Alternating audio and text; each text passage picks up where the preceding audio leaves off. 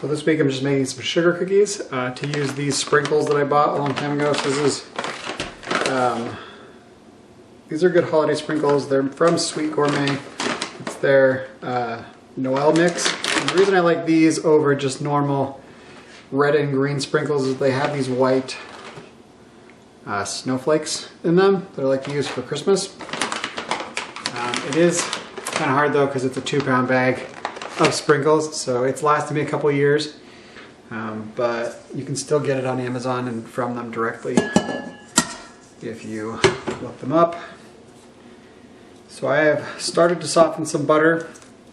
We need 8 ounces of butter for these sugar cookies, and so I'm just going to put these in straight. They should be soft enough to use the paddle attachment to work the butter. So this recipe for these cookies uses a creaming method. And what a creaming method for making cookies is, it's similar to making other things. You're incorporating the sugar and salt into the fat, the butter or shortening, before you add in any of the other liquid or dry ingredients. So I'm actually going to measure this because we need 10 ounces of sugar.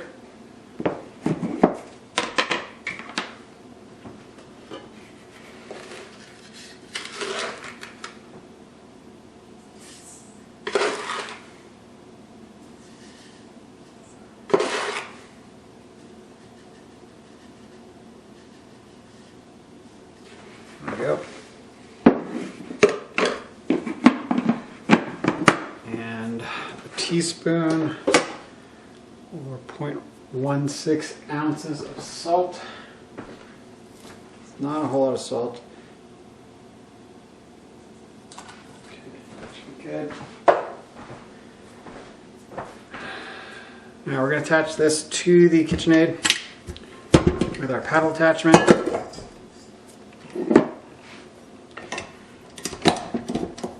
Started off slow because there is just, it's like when you start anything with flour, if you start anything with sugar, you want to start a little slow until you can get it working more into the sugar. You don't just want the sugar to bounce everywhere. So you see it started to break down already, it's because it was soft. If it was hard, you're going to want to cut it into chunks before you start this, because you'll be able to let the sugar help work it in.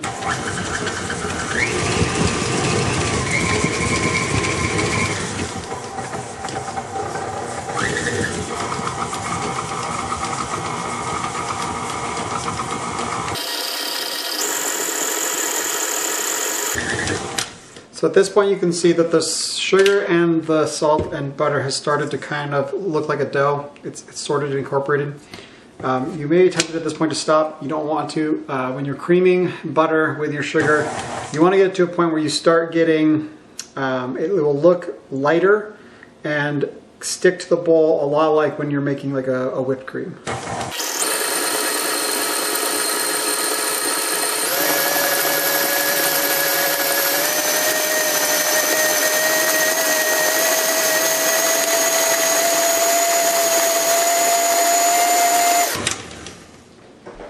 This is about the consistency you want to get to. You can see that the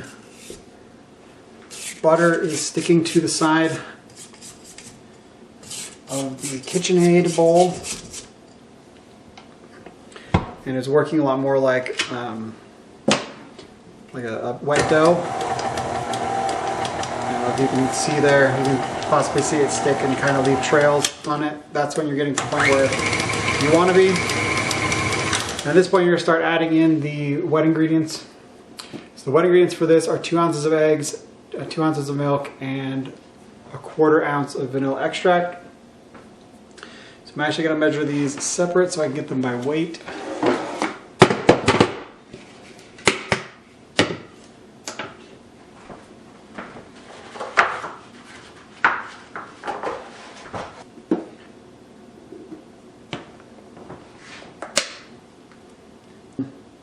Almost, that's 1.5. So 1 egg is usually about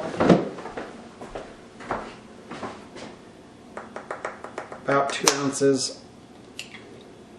So this here will give me 3.3, so I'm going to need to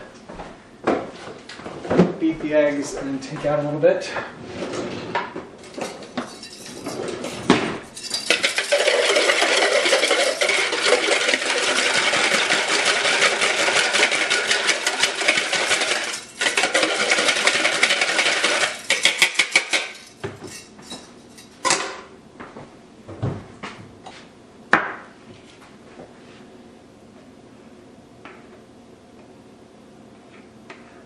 I'm going to take out a little bit more than I probably need, and then that'll let me, that's actually pretty close.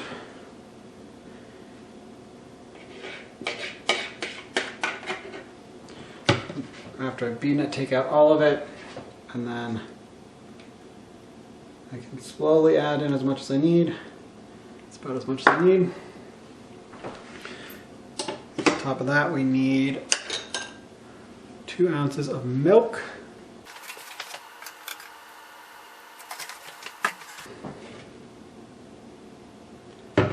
And then 1/4 ounce of vanilla extract. Okay,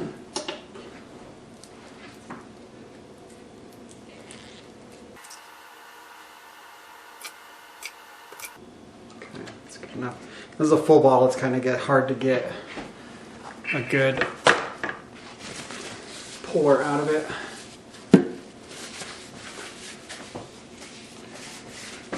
So this you can mix up.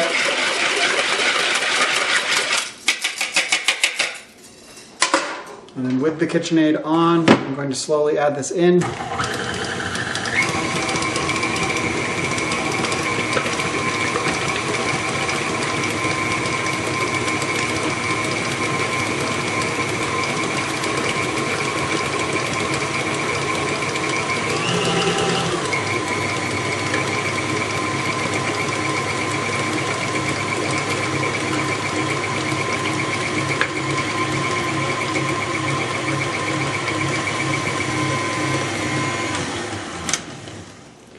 Okay, to this we're going to add our dry ingredients. We need 20 ounces of flour and about 1/2 ounce, close to 1/2 ounce of baking powder. Let's see if that'll stay on. No, I'll get another bowl.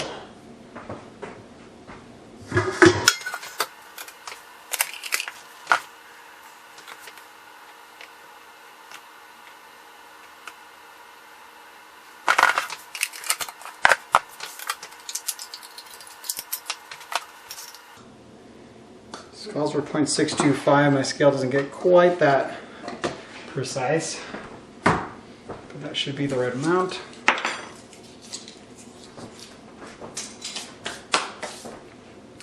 And so normally, if you're doing the creaming method of mixing with like a cake, you would add the wet and dry ingredients in a little at a time to kind of slowly incorporate it. With these cookies, and with cookies in general, it's not as important. So I did all of the dry in one go. And then what I'm going to do is see if I can get this in.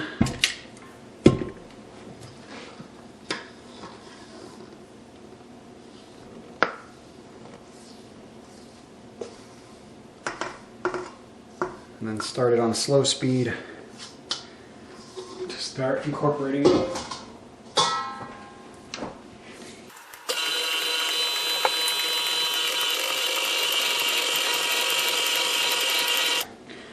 So this, I want to get just the point it's combining before I'm going to add in the sprinkles.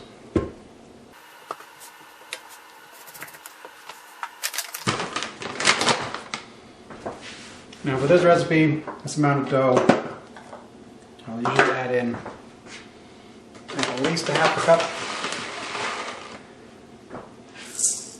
just to see what it looks like. It may need a full cup.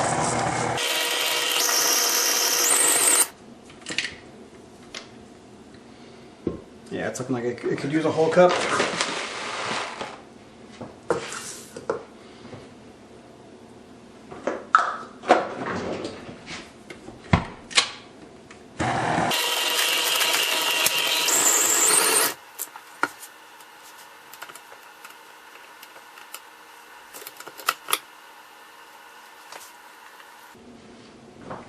I'm not sure. It's a little tacky still, but it's probably good and fine for sugar cookies. So I can always roll them in some sugar.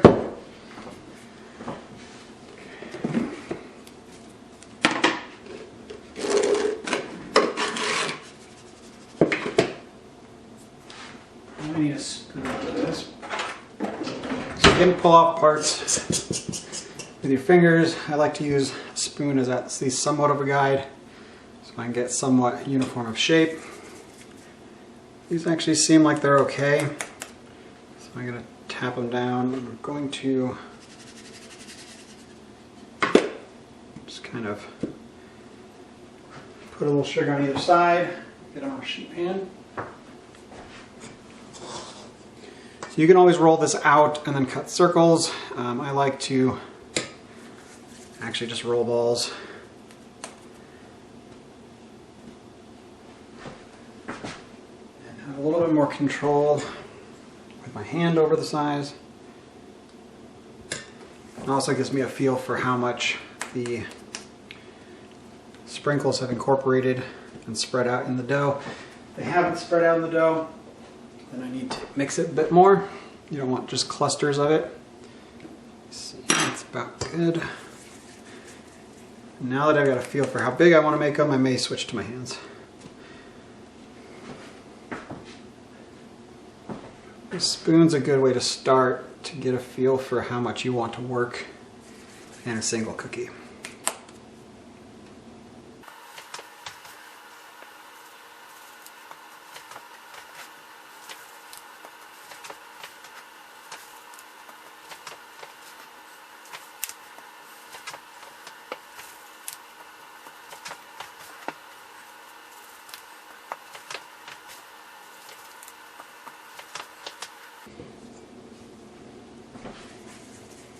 And I'll just keep rolling them out until I run out. So you'll bake these at 375 for about 10 minutes. If they still seem like they need a little bit of time, I'll put them in for another 3. So I think these ones they went in for 13 minutes. They don't spread out that much, so you don't have to worry too much about them being too close to one another. On the sheet pan, you just pull them out.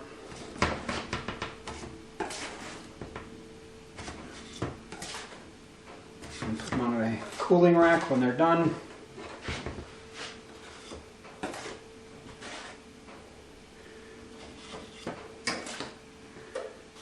And the only downside to these cookies is that if you are not like pressing them into the sprinkles, you will not always see the snowflakes in them, which is why I like these sprinkles. But you can always do that. Instead of just pressing them into just sugar, you can always press them into sprinkles to have more sprinkles on the outside. It would be a little bit more visually colorful. But these are, as you open them, a lot of different bright colors inside. A nice, good Christmas sugar cookie.